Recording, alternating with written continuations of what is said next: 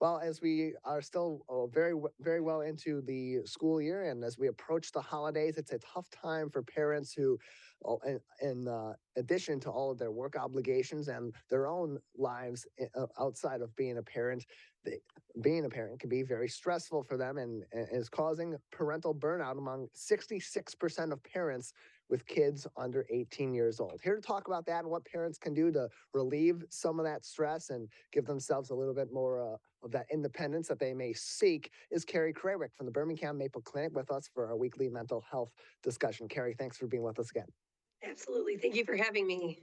Appreciate having you on. So, as I mentioned, parental burnout is a very real issue. 66% of parents with children under 18 meeting the criteria for burnout uh, based on a recent study. And this is not something that's necessarily new, but something that has been maybe a little bit more inflated over recent years, given the proximity that parents have had to be to their kids, and certainly the increased involvement that's been necessary for parents outside of what's really been the norm in terms of schooling and supervision because of the pandemic. So, is this a is this a particular issue being so prevalent among parents a new issue, or is this something that's really been sort of exacerbated in the past couple of years due to the pandemic?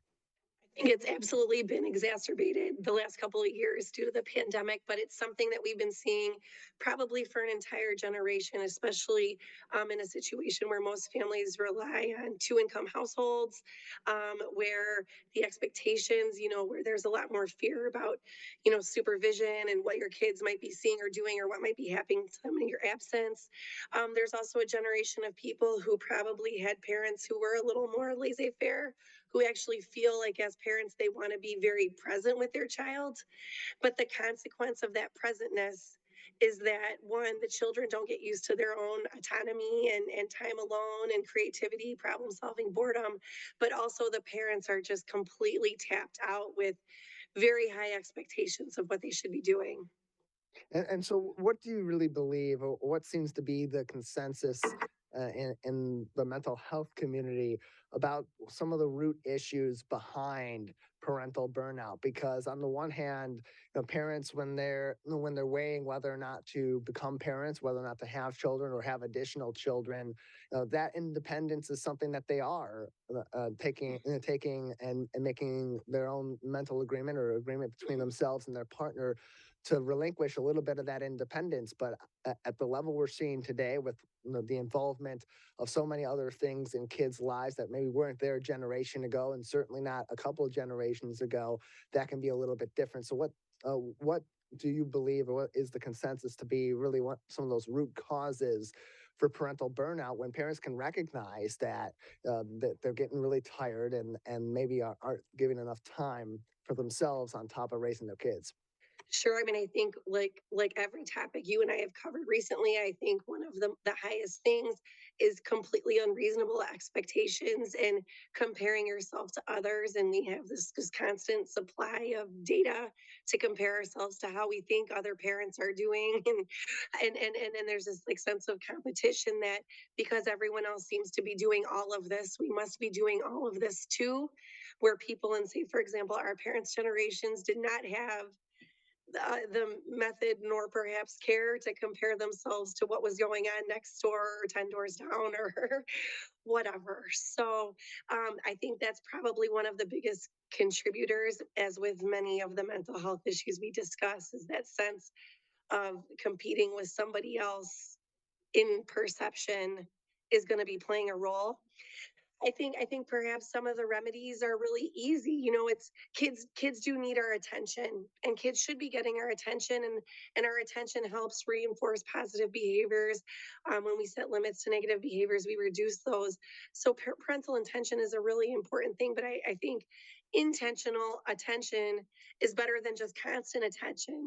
So if you can set them up for some times where they can be quiet, safe, appropriate, even bored. There's some real research on boredom and that kids could handle being a little more bored nowadays, even in the own waiting room in the office. Even myself, if I'm bored, I can pull out a screen and evaporate my boredom. But boredom is good for children as it is for adults to be creative, problem solve, to help learn to calm and soothe and cope with your body.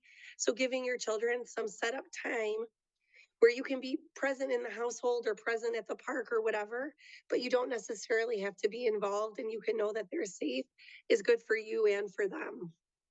And as you mentioned, this is something that's not necessarily a new issue, but it's becoming more prevalent through the generations, especially in more recent generations. I think about when I was a kid, and I think about the stories my dad had told of when he was a kid, and he would always, and my mom would always say, you know, when we were kids, our parents would say, you know, we have some things to take care of. Go outside and play, and be back here by sundown. And when Yeah. I was a kid, my parents would say, go outside and play. You know, feel free to go, you know, around the friends' houses around the community. Just let us know Yeah. where you're going and where you intend on going. And nowadays, it seems like we do have so much of that helicopter parenting being the norm. And part of that is because, like you discussed, there are so many more threats out there that parents aren't necessarily as apt to shelter their kids from as was the case a couple generations ago, mostly because of technology that is out there and the access to a wide variety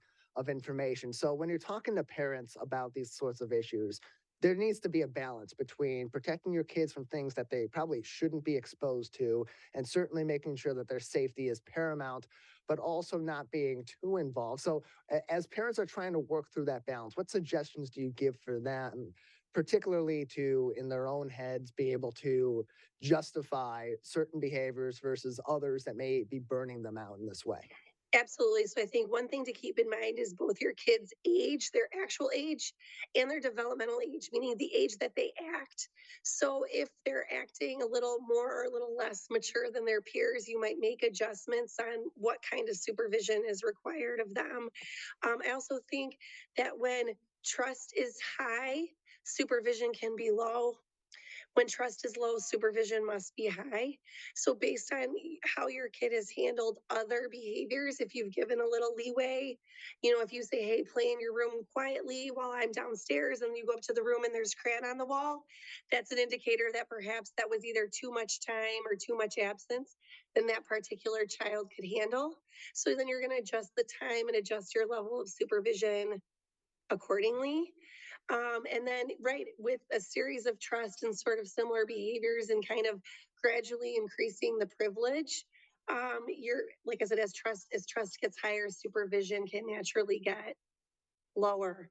I think also problem solving with your child, think of what your child's asking for, maybe what they're asking to do, maybe what's slightly out of your limit. At a client recently, the kids wanted to ride their bikes to school. Mom wasn't ready for it. So we kind of problem solved together what is a good these were middle school age kids. It seemed like the right age, but maybe not the right block because of the safety of their street. So how did we problem solve that so that mom could get a little extra time in her morning and the kids could get what they really wanted, which was their own freedom to ride to school?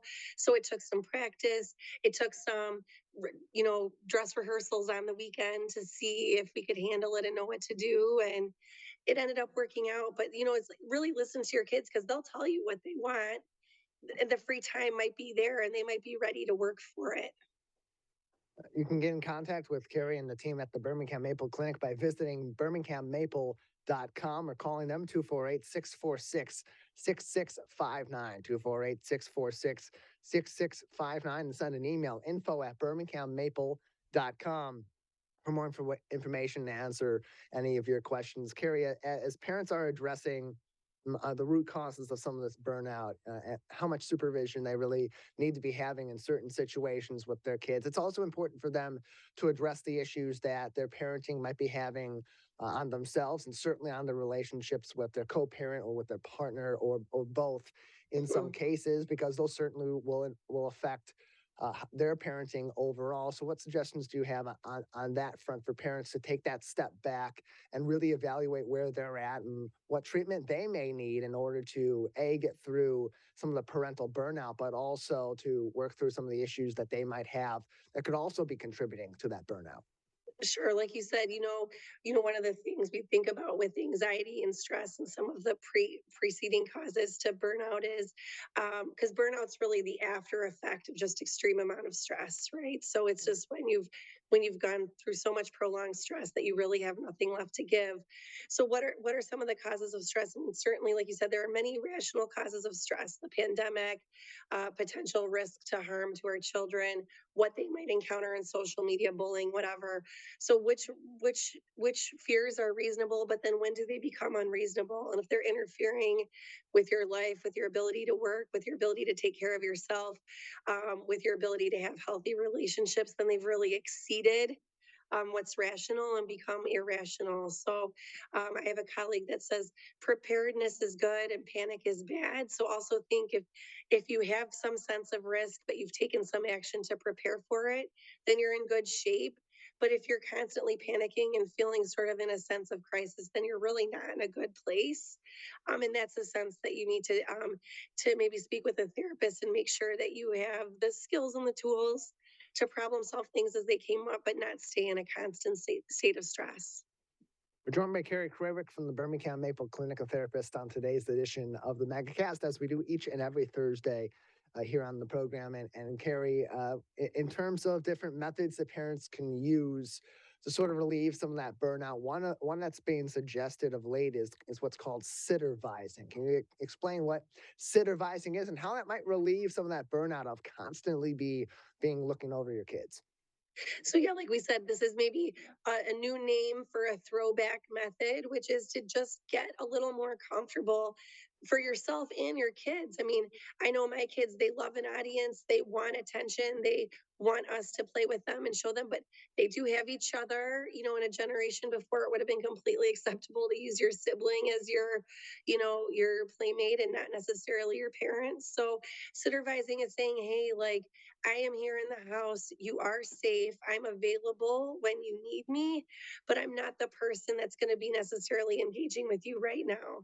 So I thought this was great advice. It does free up parents to feel like they can be doing other things. I think moms, especially, feel like there's so many things across the day that take their attention. They have work emails, they have food preparation, they have this and that they feel like they must be spending the time at home engaging, which is true in part, but those same moms also need time to relax, to unwind, to read a book, to take a walk, to elevate their own mood and stress levels and model that for their kids. So I think the best thing, to add to this kind of supervising trend is to dedicate a certain amount of time to be intentional with your kid. No screens, just attention, just on what they want, and then a certain amount of time to do the same for yourself, and to know that in that time your kids are safe, they're fine, and they've gotten your supervision already. And so that you're a key member of the family that deserves attention just as much as everybody else, and to give yourself that intentional time is important.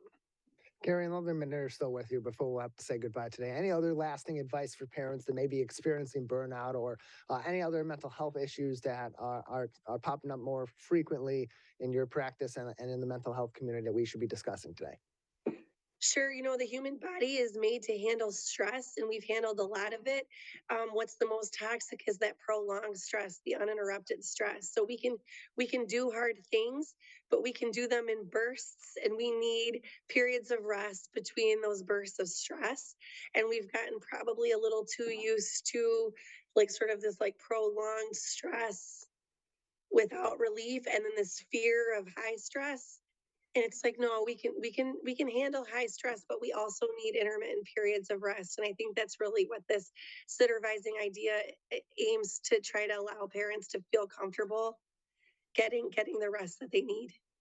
More information and to get in contact with Carrie and the team at the Birmingham Maple Clinic can be found at birminghammaple.com. Carrie, thank you so much for joining us. Thank you as always for having me.